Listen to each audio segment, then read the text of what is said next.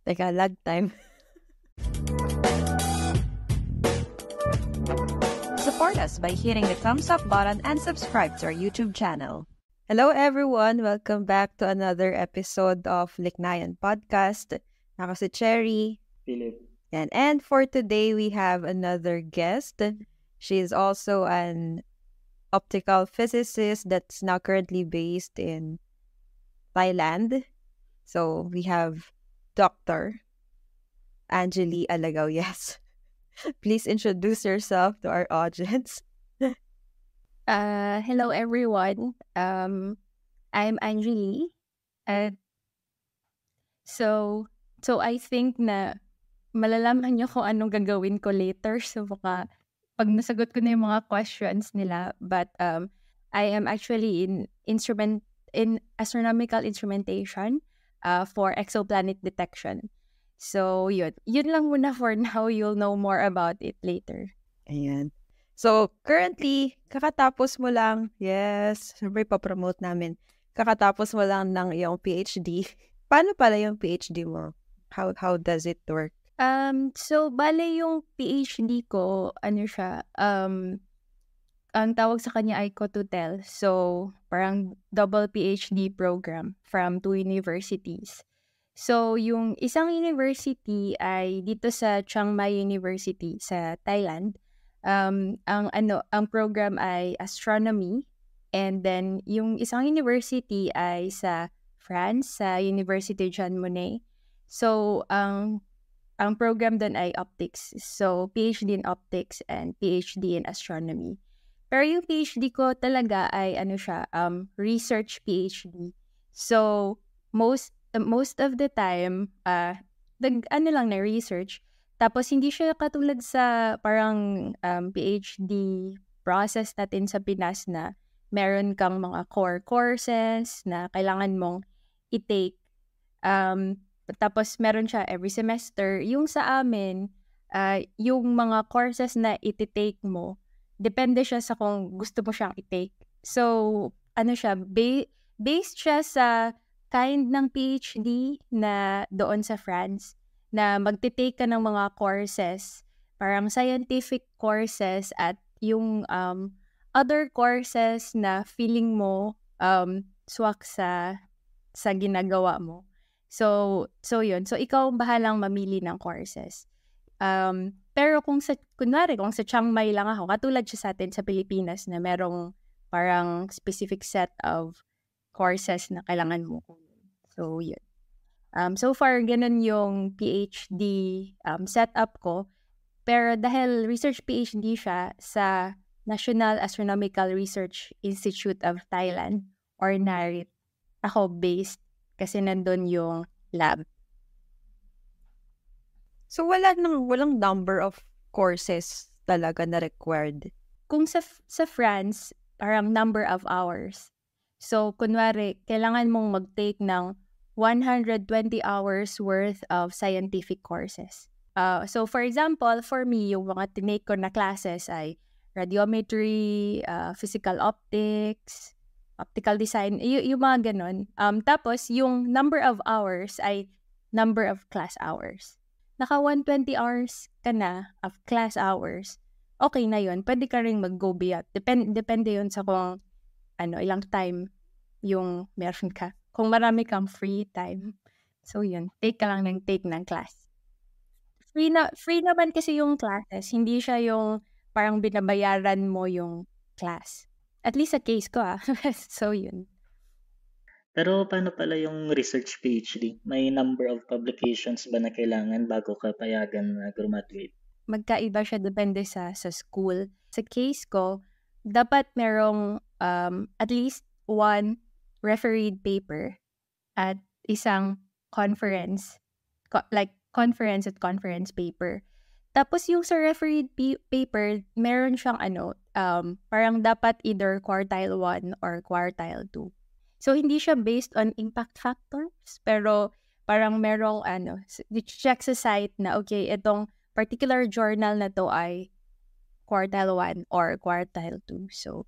So, since more on research yung ginagawa mo, paano siya nag-work? As in, like, what does being an astronomical instrumentation person mean? Yung ginagawa namin ay any instrument sa astronomical instrumentation na gagamitin for astronomy. So for me, it's to build a coronagraph. Ang coronagraph, basically, it's an instrument that you use to detect exoplanets. So yung sa coronagraph, basically, ang ginagawa niya ay ibablock niya yung light ng star para ma-check mo yung surroundings ng star if ever meron bang exoplanet or debris disk or circumstellar disk na hindi mo usually nakikita dahil masyadong glaring yung light coming from the star. So for me, ang ginagawa ko ay so ang name ng coronagraph na ginagawa ko ay evanescent wave coronagraph. So ang evanescent wave coronagraph, relatively new technique siya. So the world of coronagraphs, it has been there for like 2 decades. Pero yung evanescent wave coronagraph, new siya in the sense na this coronagraph has been proposed back in 2003. Pero dun ko siya sa PhD ko, dun ko yung pag-demonstrate na it works. So ang ginagawa ko mostly ay ako yung nag-build ng setup sa lab para i-demonstrate yung evanescent wave coronagraph, which means na kailangan kong i-simulate yung pagkakaroon ng star, pagkakaroon ng planet nearby, tapos so basically ano siya, laboratory simulation on how a coronagraph works. So for now, wala pa akong masyadong experience putting an instrument on the telescope, pero most of the time yung work ko ay nasa lab. Gusto kong i-check kung nagwo-work ba ang technique na to. So, parang yung gagawin ko ay, okay, tara, punta tayo sa lab. Build tayo ng setup para makita natin if it works or not. Then, pag na-validate na namin, saka kami dahan-dahang magde-design ng para sa big telescope. So, parang i-rescale mo ang universe into the lab. Oo, but parang ganon, oo. Usually, exoplanets, they're very faint. So, kunwari, kung nasa lab ako, magsisimulate ako ng, okay, meron kang star, tapos meron kang isa pang signal na very faint. So normally, itong mga very faint signals, mahirap siyang, hindi siya basta-bastang nadidetect ng kahit anong CCD lang. Usually, you must have a CCD that has a very low noise. Currently, we're using EMCCD. So parang doon pa lang sa lab, dahan-dahan na kaming nagtutweak ng mga settings kung gaano ka-faint yung signal na madidetect ng instrument namin. Parang ganun siya. So yun. Tsaka kasi sa lab, so syempre, perfect conditions. So mas madali siyang ipakita if the technique works. Tapos mas mahirap kasi pag ilalagay mo na sa telescope kasi marami na siyang other yung kailangan mong i-control yung telescope. Marami na siyang pwedeng reason na hindi siya mag-work kasi may mga other elements na. Pero kung sa lab, pwede kaming mag-focus sa instrument na gusto lang namin i-check. Ay, so 'di ba yung yung exoplanet, yun yung sa labas na ng solar system? Yeah. So gaano ka layo yung pinakamalapit na exoplanet na kayang ma-detect ng method na yan? Kung i-compare sa existing. Yung method na meron ako, ano pa lang siya, currently, kaya lang siya sa bright stars for now. Yung value lang na mabibigay ko ay gaya pa lang niyang ma-detect kung ang faintness ng planet mo ay 10 to the negative 4. So, mga 4 orders of magnitude fainter than the star. So, normally, bright stars pa lang. Kung magte-test kami sa bright stars pa lang siya.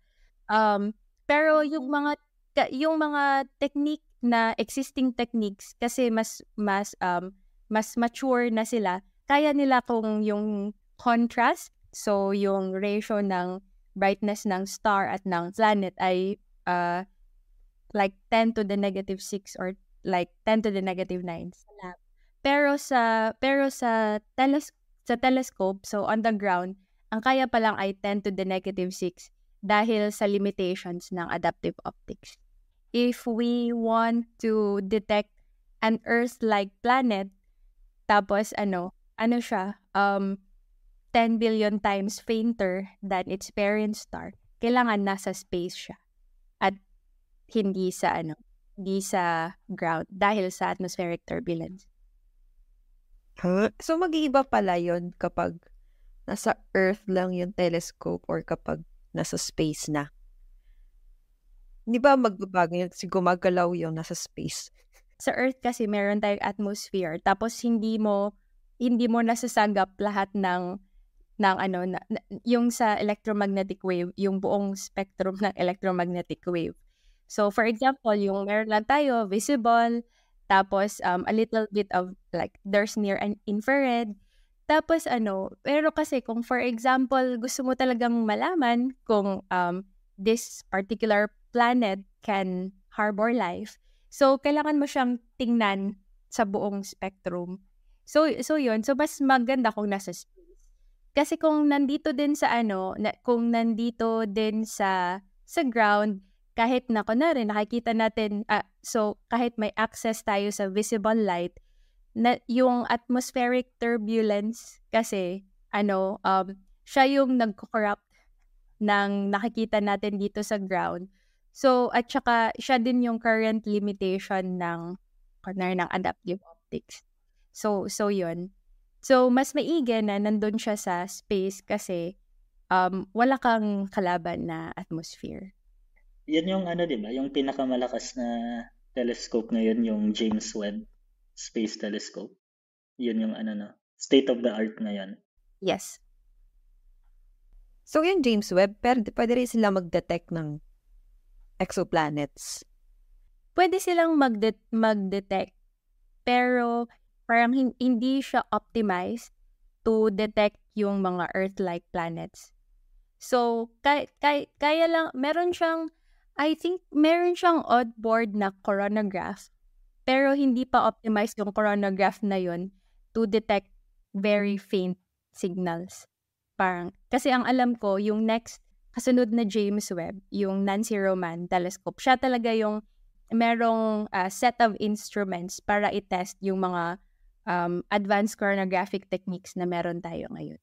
Ayan. Ano ba yung mga exciting na nangyayari na in the field of astronomical instrumentation? Maraming exciting na nangyayari kasi parang kunwari ngayon yung James Webb telescope, ang dami mo nang nalalaman about the universe. Sa astronomical instrumentation, limited lang yung nalalaman natin at na-check natin na nangyayari sa space or sa universe ay depende lang sa kung anong instrument ang ginagamit natin pag-detect. So, meron tayong biases. So, for example, kaya hindi pa tayo maraming nakikitang exoplanets or hindi pa natin alam kung there is actually an Earth-like planet out there ay dahil hindi pa ganun ka-sophisticated yung mga instruments natin. For example, yung isa sa mga recently na nabasa ko ay back in 2008, si Hubble Space, meron siyang first picture ng star na Fomalhaut, and then meron siyang kasama. So, in 2008, ang akala nila, yung katabi ni Fomalhaut, which is Fomalhaut B, ay isang maybe planet. Pero mga in 2015, parang nung nagkaroon na ng more sophisticated instruments, hindi pala siya planet kundi isang neutron star. So So in terms of parang most intriguing or unexpected, parang mabilis kasi yung parang feeling ko parang kailangan naming magbasa ng papers every year kasi parang mabilis mag-check na okay, sabi ni ganito last time, ito siya, pero after a few years nung na-check nila kasi okay na yung ganitong instrument. So kaya ko to sinasabi kasi siya yung fresh dahil nagsulat ako ng may sinulat ako sa introduction ko sa thesis. Tapos, yung reviewer ko, sabi niya, Angeli, I think you should update what you know about this statement because it has already been it has already been debunked. Oh, nabasa. Oh my God. So yun. So, maraming intriguing and unexpected. Depende siguro sa field mo. Pero talaga. Ha? Neutron star yung katabi. Di ba yung neutron star malapit na yun maging black hole? Yung next na stage. Oh, oo. Tama Oo. ba? So, sure hindi pala. Sa next publication, black hole na ba? Tama ba? Di ba magiging black hole na yun? Kasi yung neutron star, sa sobrang lakas ng gravity, yung neutrons parang nag-merge na sila eh. Parang isa siyang malaking neutron. Okay, hindi ko siya hindi ko masasagot kung yes or no, napa-search na lang tuloy ako. So paano, di ba recently ang daming mga space exploration research? Di ba nagpadala ulit sila ng spacecraft sa moon, ganyan. So yung level of ng instrumentation ba nakapag-catch up naman sa demands ng space exploration research? Meron akong conference na napuntahan na as well sa SPIE na yung speaker isa siya sa parang head ng mga space missions, pero more of nandun siya sa instrumentation. Tapos ang sabi nila na napaka-demanding daw ng mga astronomers. Parang in the sense na kung, for example, kung gusto mong i-check or i-verify yung models mo, parang siya, like yung demand talaga ay really high, pero hindi masyadong nakaka-catch up yung technology. Kunwari kasi sa astronomy, parang what I think is that yung pag-catch up ng technology, hindi lang siya sa like software. Nandun din siya sa hardware. So I would say na ngayon, siguro mas mabilis. I mean, in the sense na dahil ang daming papers na kailangan naming basahin in a year para lang mag-catch up kung na okay pa ba to or nagbago na ba, parang ganun. Pero I think na yung demands pa rin para sa mga space exploration very high. So feeling ko hindi ako yung right person to answer kung naka-catch up. Pero since challenging at competitive pa rin yung field ng astronomical instrumentation, feeling ko hindi hindi pa. Marami kaming hurdles. So, yun. May nakita pala ako parang last year ata yun or parang 2 years ago. Parang may mga bagong images daw yung James Webb Space Telescope tapos parang based doon. Yung age daw ng universe ay parang twice sa dating estimate. Totoo ba yun? Or na-verify ba yun? Or Hindi ko rin nagbago na nabasa. ba yung Sorry. Hindi. Nakita ko yung headline pero hindi ko nabasa. Parang kasi sa James Webb, more on imaging sila. At least yun na po-promote for James Webb is siya, parang high resolution imaging yung kaya nilang gawin. Hindi pa for other explorations. Kasi ang alam ko kasi parang 20 years ago pa ata yung James Webb nung dinidesign nila. So, Yung, siya na-delay ng na-delay. So, syempre, usually, itong mga designs na to, like, kung ano lang kung ano yung alam mo that time. Tapos, long kasi yung process ng instrumentation. So, for me, yung James Webb, so far, ang dami ko kasing everyday nakikitang news about sa James Webb. So, hindi ako nakapag-catch up ng kunwari, pag-verify kung totoo ba to.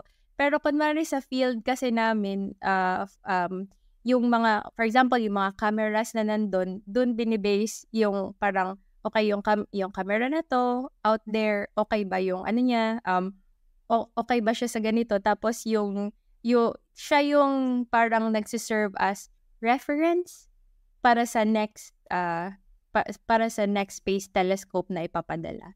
So more of doon kami natututo, tapos doon din siya yung ginagamit para mag-optimize, parang kung ano man yung information na nakukuha namin para mag-optimize or mag-check ng mga models na meron yung mga scientists dito. So kung for example interested kami makita yung mga pictures na nakukuha ng James Webb Space Telescope, saan namin pwedeng makita yon? May ano ba yon? May free pictures ba yun na available sa internet na parang compiled mismo nila? Ang alam ko, usually, siya dahil kung sa NASA siya, publicly available. So, I think yung mga datasets, like, publicly available. Hindi lang ako sure kung ano talaga yung name ng website. Pero ang alam ko, publicly available siya. Yun pala, magpa-plug pala ako. kung kung meron pa lang meron pa lang interested na matuto nung mag-handle ng JWST data, meron pala kaming workshop sa NARIT na yung mga experts tuturuan nila yung mga nasa workshop ng mag-process, mag-handle ng JWST data. So, feeling ko yung mga pupunta doon, alam nila. online ba yan? Yun lang, hindi. Ay, dadayo kaming Thailand. In case merong interested. So, sige, mukhang interesting. So free for all siya. Para, I mean, beginner friendly siya para sa mga taong kahit walang alam or may certain level na ano. Or ano yung dapat alam namin? Kasi ako hindi ako nag-handle hindi ko siya field. Pero sabi nila, pwede naman daw akong sumali. I mean, may plus pag marunong kang mag-handle ng data. As in yung yung usual na ginagawa ng mga astronomers. So, hindi ata okay na gawin mong reference yung sarili mo kasi. Oo, familiar ka na eh. Halimbawa ako, char! So merong mga programs na nag-handle ng data processing usually sa astronomy. So feeling ko, alam ko nga last time meron silang Python workshop for at the very least, marunong mag-Python. Oo, marunong mag-code, I think. Oo, so ayun. Oo. Pero ang alam ko basta you're someone who knows how to crunch numbers, I think okay naman yun. Yun, at least marunong mag-code. Ang alam ko yan. Ayan. So, going back sa research mo. Ayan, since ang goal mo is for exoplanet detection, possible din ba na makadetect ng life in the universe? I would say na we try to be optimistic bilang hanggang ngayon we are doing our best to develop instruments so that eventually we can answer this question. Parang as we get to know more about the universe, parang merong, alam mo yun, yung parang we don't know if we're getting closer or we will be disappointed. Pero for now, we hope that eventually we can answer that question. So, dun sa tanong mo ng broader understanding of the conditions, well, apart from we are trying to answer the question, is there life out there? Yung mga natututunan kasi natin about other planets, it deepens our understanding of planet formation, for example. And eventually, it will also help us understand our own planet like itself. So more of apart from the question, the existential question of are we alone in the universe, marami tayong natututunan about our own planet sa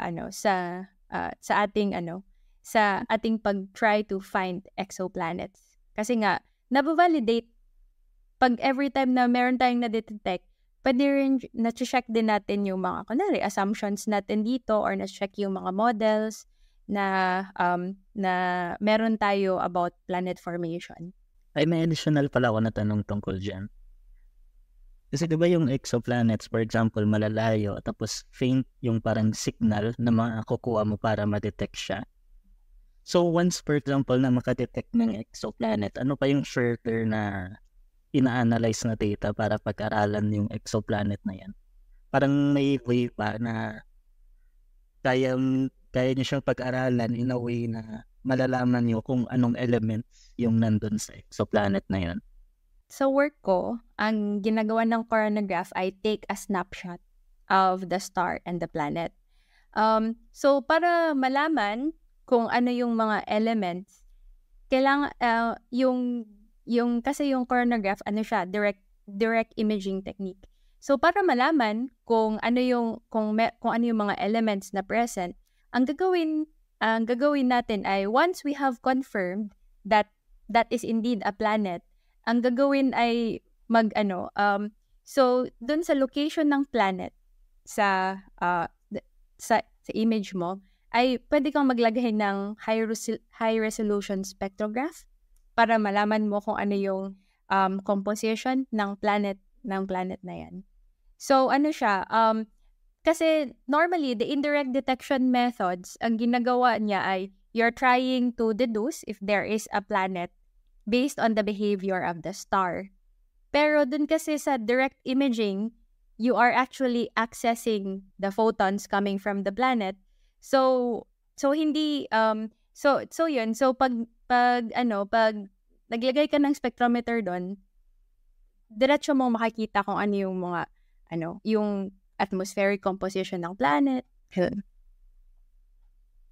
Para siyang hyperspectral imaging technique din.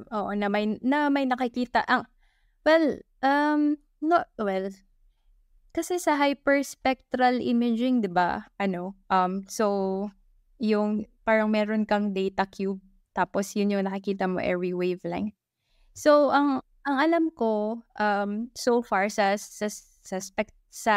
nakikita mo sa spectrograph, for example, titingnan nila yung absorption spectra para malaman kung ano yung mga elements na nandun at least sa atmosphere, for example. Pero kasi kasi yung iba na-detect mo na using a low resolution spectrograph. Pero yung iba kailangan mong i-confirm using a high resolution spectrograph. Kasi 'di ba yung nakita mo sa hyperspectral image parang yung land. Tama 'di ba? Ayun. So hindi siya same yung dataset na makukuha mo, pero more of sa tingin ko once again hindi ako expert dito, pero more of madideduce mo yung parang meron silang model para i-check. So hindi siya parang katulad na meron kang satellite na that will look at the parang that will look at that planet tas magkukuha ng image kasi masyado tayong malayo. So, yung light lang yung makukuha natin. Tapos yung kung ano man yung surface properties niya, depende yon sa kung ano yung nakita mo sa spectra. Pero technically speaking, for example, kung makuha mo yung photograph ng exoplanet na yan yung conditions niya at some light years ago. Oo. So, hindi siya yung parang condition niya ngayon. So, pwedeng nagbago na. So, from the spectrum, paano mo masasabi na possible na magkaroon ng life? or anong klaseng properties or characteristics ng planet yung I would say madaling ma-infer from the spectrum?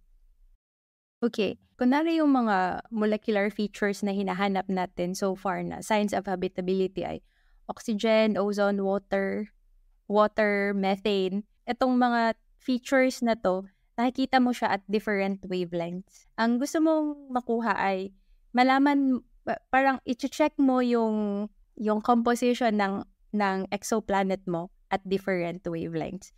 So ngayon, dahil pinag-uusapan na natin yung wavelengths, ililink ko siya sa ginagawa ko, which is what is unique about what I'm doing sa evanescent wave chronograph ay same yung pag-suppress niya ng light at different wavelengths.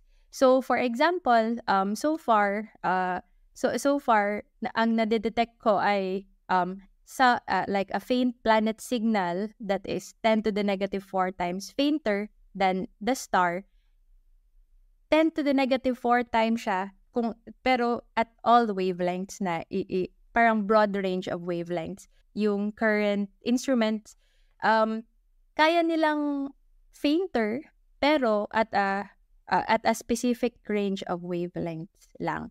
So for example, if you want to detect life, dapat yung chronograph mo kaya niyang isuppress yung light coming from the star at parang a broad range of wavelengths para pag naglagay ka ng spectrograph, parang i-check mo na, okay, at this wavelength, ano yung behavior ng planet na to at this wavelength. Tapos i-check mo kung nagko-contain, parang nakikita mo ba yung mga elements such as water, methane, ozone, dun sa planet na yun. Any side note pala. Gano'n na ba kadaming exoplanets yung na-detect natin? Madami ba? Ngayon alam ko more than 5,000. Wow. Oo. Tapos siya, bigla siyang dumami dahil nga marami ng instruments na nag-online like recently. Kunwari, karamihan sa kanila sa mga na-detect natin ay galing sa mga sky surveys. Isa kasi sa mga indirect detection methods ay i-check, parang titingnan mo lang yung star, tapos i-check mo kung meron bang sudden dip ng brightness ng star, which, like, itong technique na to, tawag ay transit. So, sa mga sky surveys, parang ang dami nilang parang chine-check na parang sa isang patch ng sky, ang dami nilang parang minomonitor na star. So, kaya mas marami yung nakikita natin. Sa direct imaging, hindi pa ganun karami dahil nga mahirap siyang gawin technologically. Yun. So, pag direct imaging, may target star ka talaga na imomonitor? Tapos so, ba? Matagal? Oo, matagal. Yung first na exoplanet na na-detect, siya, yung orbit niya, kaya siya mas madaling na-verify. Kasi mabilis lang, 4 days. Parang ganon. Pero kunwari, for example, maghanap ka ng Earth, tas say yung parang kailangan niyang 365 days orbit. Parang kailangan mong mag-observe mag-check ng data ng ganon katagal para ma-verify mo. Parang ganon. So, siya, depende sa kung anong star, ano yung mga characteristics niya, pero usually matagal. So, yun. Yun. Saludo nga ako sa mga astronomers kasi ang sipag nila. Hindi ako astronomer. Grabe yung commitment nila. So, kung halimbawa, kung direct imaging method yung gagawin, ano yung average timeline for, let's say, one data point for let's say, one exoplanet detection? Halimbawa, nag-launch ka na ng, let's say, ng telescope. Naging online na yung telescope. Gaano katagal bago ka makadetect talaga? So, ang alam ko so far ay, well, I would say na sa case kasi ng ng direct imaging, yung observation time nila ay parang ipo-point mo yung telescope sa star na gusto mo, pero yung gaano kahaba yung observing time, in the sense na mga siguro 1 hour na dapat ganun ka-stable ang, ganun ka-stable yung lahat ng instruments mo at hindi na na makakuha ka ng good image. Pagpili nila ng kung ano yung i-observe nila, parang na-check na yon first sa indirect method. Like, for example, by transit, tapos parang, ito may sudden dip. Pero is it really a planet? Or background star? I mean, is it really a planet? Or ang tawag nila ay chance-aligned na star. So ito, since meron ka ng inkling na na baka may planet to, so magiging probable na siya yung next na target mo for direct imaging. Say, kaya ng instrument mo, tapos kukuha ka ng snapshot nun. So siya. So, ginagamit din siya pag parang validate ng mga na-check mo na methods. Yun. This is what I understand. So, may disclaimer. Oo. Kasi hindi kasi ako astronomer. I mean, so, most of the time, kung ano yung nababasa ko, tsaka lab rat. Mas maano ako dun sa mga nakikita ko sa lab. Tapos, ayun. So, nag-disclaimer na ako Parang, feel free to correct me kung nagkamali pala. So, kung meron tayong mga friends dyan or listeners na interested with doing, siguro hindi muna sa astronomer, pero dun muna sa instrumentation part. Anong advice mo sa mga interested na mag-work with astronomical instrumentation? I would say na, kasi sa astronomical instrumentation, multidisciplinary kasi siya. So, pwede na galing kang electrical engineering or mechanical engineering, tapos sa master's or sa PhD mo, gusto mo mag-astronomical instrumentation, pwede yun. Sa case ko, galing sa optics. Like optics yung background. Tapos astronomical instrumentation. So, advice. I would say na yung field ng astronomical instrumentation, talaga siya, demanding at mahaba ang commitment na nire-require kasi it takes so long to build an instrument, from design to validating it in the lab, tapos kung gagawin mo na talaga siyang real instrument. So, pero for me, I would say na parang get as much experience as you can. In the sense na sa astronomical instrumentation, hindi lang naman tulad ko na mostly nasa lab.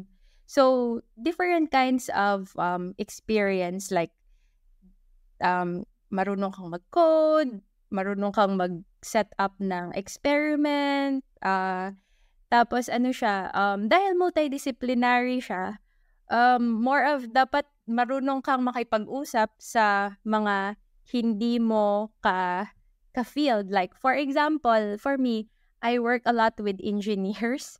So, kailangan ko sila. Pero, kailangan kong ano yung message ko na magkakaintindihan kami.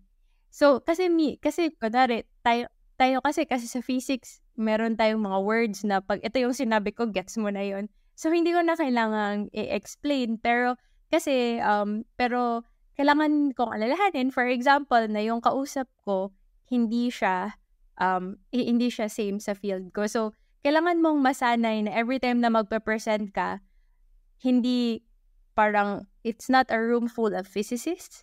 So, you always have to be ready to explain your work in simpler terms na magkakaintindihan kayo ng engineers. Yun. So, mostly get as much experience as you can from coding, data handling, building, designing an experiment. Tapos yun, parang super kailangan na magaling kang makisalamuha sa mga hindi mo ka-physicist. Karamihan sa mga naka-work ko ay hindi physicist. So, mostly engineer sila. So, yun. Okay naman yun. Feeling ko naman in any field of research, kailangan mo talaga i-translate yung research mo not just with your fellow physicists but to other people. Para rin may mapuntahan yung ginagawa mismo. I guess we can formally wrap up the episode. Ayan, maraming salamat, Angeli, for joining us for today's episode. At least nagkaroon na ng experimentalist na guest. Maraming salamat and see you all in the next episode. Check pa ako yung sa Neutron Star. May homework ka. So maraming salamat sa panonood ng ating bagong episode at kung nagustuhan nyo yung ating video, huwag nyong kalimutang i-like na yan at click na yan para masuportahan ang ating channel. Maaari nyo rin panoorin ang iba pa nating episodes dito.